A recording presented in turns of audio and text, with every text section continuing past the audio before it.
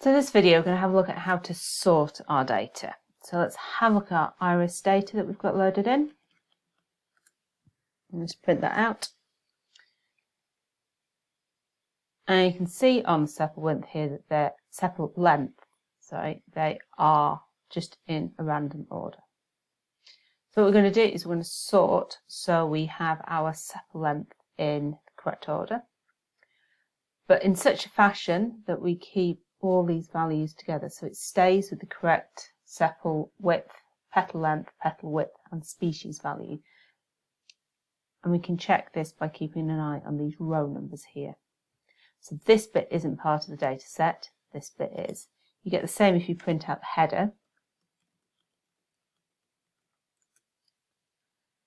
It's these numbers, the row numbers, that we're going to have a look at to make sure that they change in order.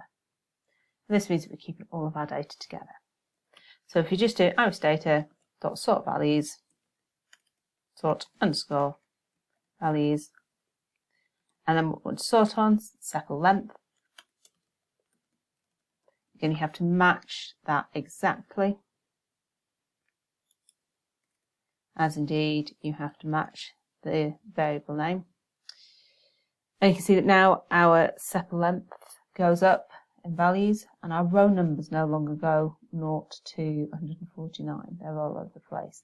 And that's because we've kept all of these values together. We haven't mixed our data up, which is great because when the row of data is about a specific measurement, you don't want to mix these up just because you want to sort on one column.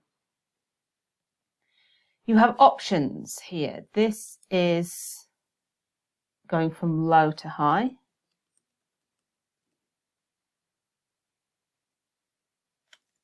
So that has an ascending flag. If the ascending flag isn't specified, it assumes you want it low to high. So its default value is 1. If you change that to 0, it's descending. It's false. If you're ascending, therefore it's descending. You start from high and go to low. Other thing you can do is sort on more than one column. I'm just going to turn that back to ascending.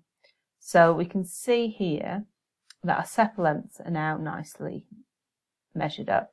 Our sepal widths are all over the place again. So we can actually sort on 2 columns.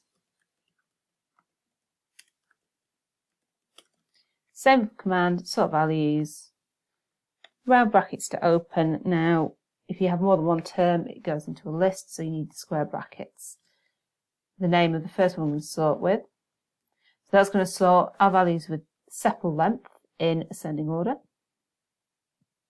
And then if we have multiple values of sepal length, which we can see we do, it's then going to sort sepal width into ascending order. So it's going to swap those 2 round on that particular example of 7.7.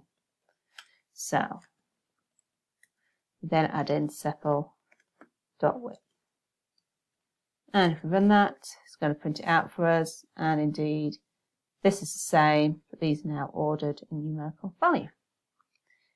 So exactly how you want to sort stuff out, up to you, but you have the confidence here that you're not going to lose that correlation between your data. It's going to stay there. Each row is going to stay there. It's just which order those rows are in. Really useful. Fab. When you're ready, on to the next video, we're going to have a look at how to filter our data in Pandas.